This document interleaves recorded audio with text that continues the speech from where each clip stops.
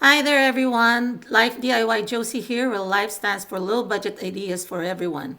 Welcome and welcome back to my channel. Today I have a DIY Dollar Tree multi-purpose organizer for you.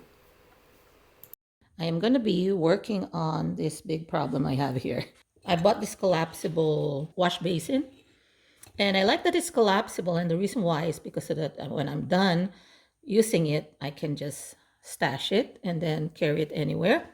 However, it has become the home to my supplies for washing and cleaning the kitchen or the sink. I just want to create an organizer that would do the job as well as keep it organized and be more functional. And then I can use this not as a container or organizer because that's not its purpose. I like that it's a wash basin.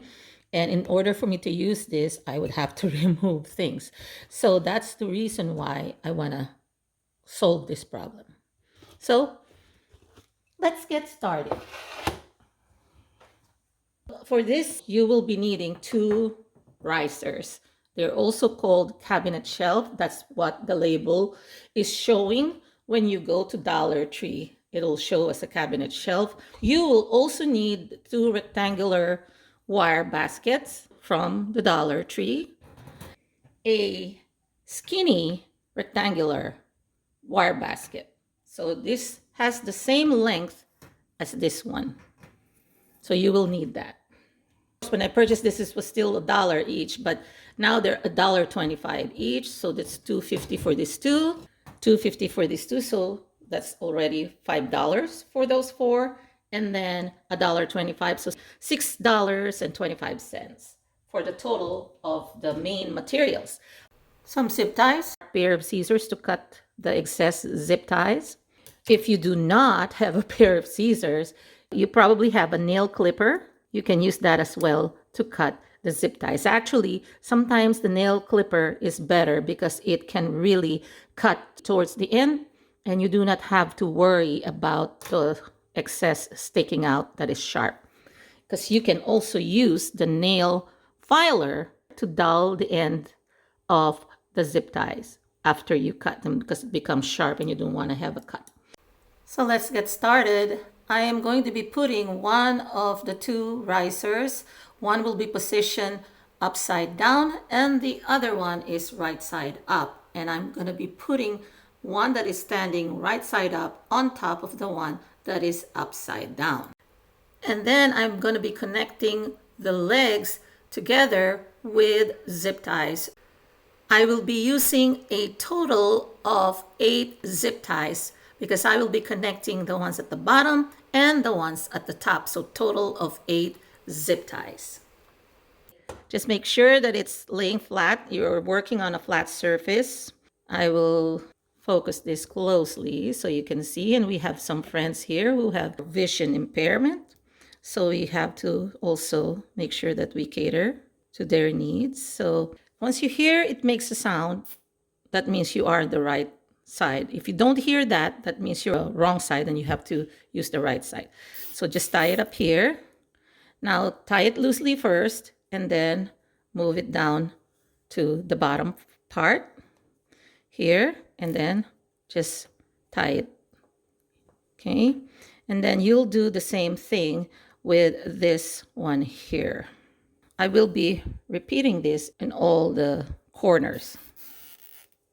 You can do it on top first and then you slide it down and then you tighten it. Okay? And then before you cut, just make sure you put the connections already on the legs. So I will repeat on all 4 corners, tying up the upper portions as well with the zip ties.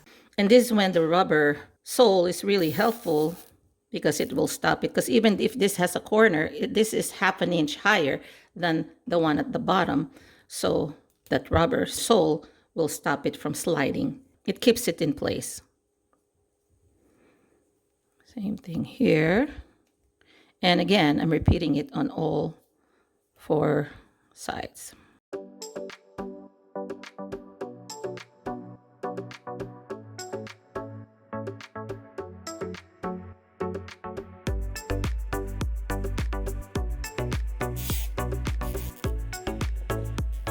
Let's use a nail clipper. Hopefully this is sharp enough. I usually use a sharp pair of scissors, but I'd like to also use nail clippers. I will put this, kind of like maneuver it or manipulate it so that it's aligned and it's not like this, okay, that it's next to each other. This one is behind the other one.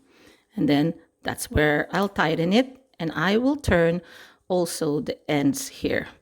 Not after I cut, but before I make the cut. See, it's easier, and I don't even need to file it because it's smoother. And if it's still sharp, you can use the filer to dull it. And what I've done in some of my projects, I even used the hot glue from the hot glue gun, and to just seal that off. It does double duty. It also secures the zip ties as well as protect you from those cuts. And then again, align it, okay? And then I'll just do the rest.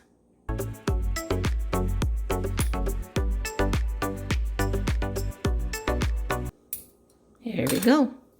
So clean, no need to file, and it is secured. The next thing that we need to do is put this on top. Now, before I put it on top and secure it, because what I'm going to do here, this is let me show you why I needed two on the top. There's enough real estate for another one, for the narrow one, right?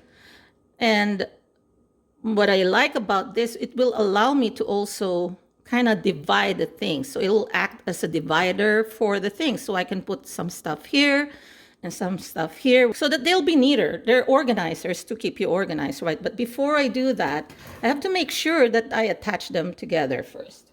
There's going to be a space here. This is not really straight. There's an angle, if you noticed. Here we go. Okay, you could see there's going to be a gap. So you cannot really attach them using the side grills. You would have to attach them from where they will align. And again, they won't align here because they have an angle. So right now, I'm just going to attach them together. If you want to save up on your resources, I wouldn't suggest zipping it into all the holes, okay, or the slots. What you can do is maybe do one in the middle and one on each end, so that possibility of it sliding in and out will be lesser. But again, with what I'm going to do later, you won't really need three if you don't want to. And I'm putting the other one here, not necessarily towards the end. So I'm just going to keep it here on the second slot. And then the other one here, another one on the second slot here. So that will save you some materials for zip ties, because you know zip tie is so versatile. You can use it for anything, any application. It's the easiest to use.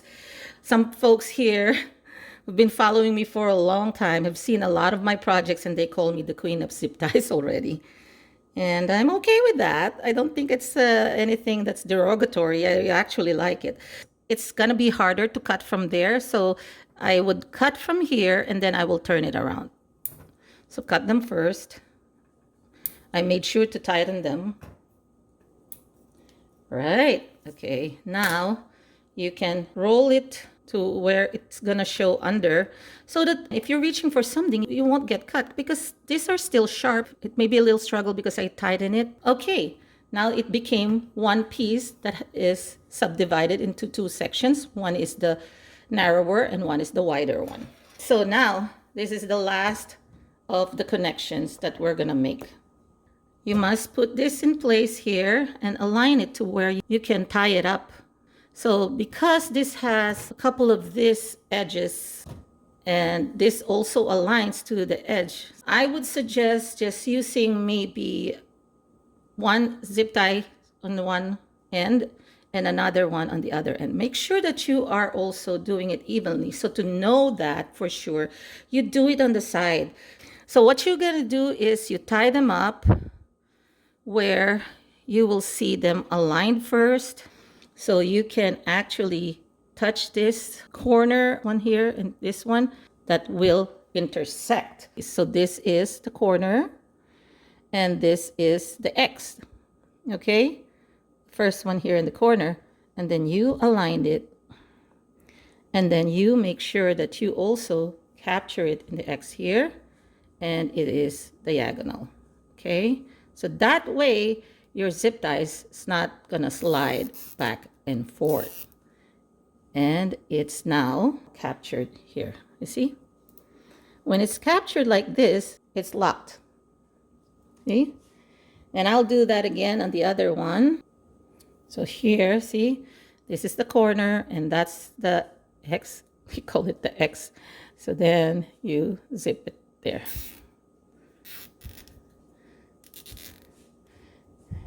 Right. And then here again on the other side, we'll do it again.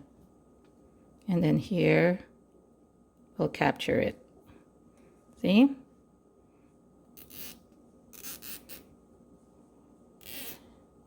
See? Now it's locked. Same thing here on the other side. Here it is. And that's that.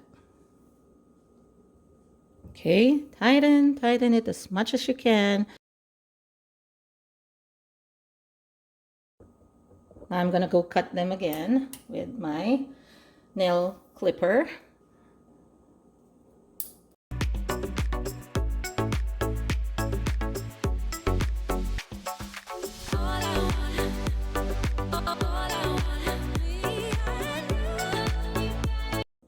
There we go.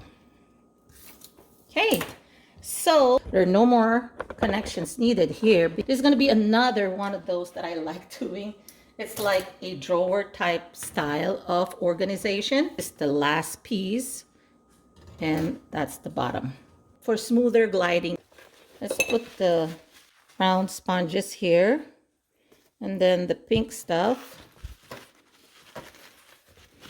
dishwashing sponges here. And then I have this pumice for the bottom of my pots or pans. If they're stubborn stains, this is what I use. This is it for the bottom drawer. So let me just glide it in. There we go. Yep. So this is where the brush with the long handle will go. It fits just perfectly. It's like it was meant to be, right?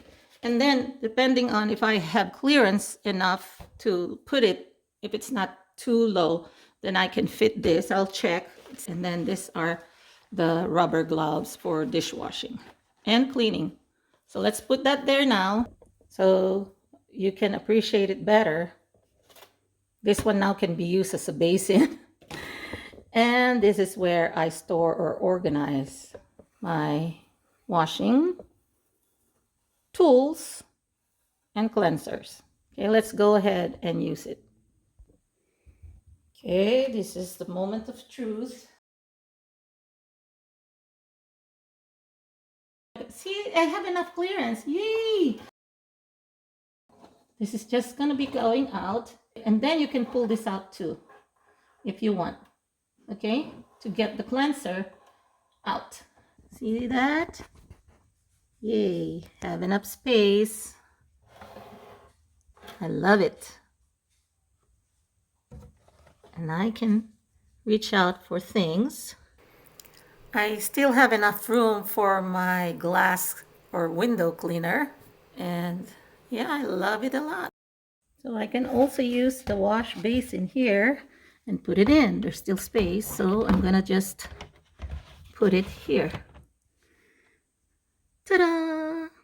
I hope you enjoyed this video, everyone. And if you did, please give it a thumbs up. Please share to anyone who may be looking for a project that they can make out of dollar store or Dollar Tree items. And I would love for you to subscribe if you haven't subscribed yet.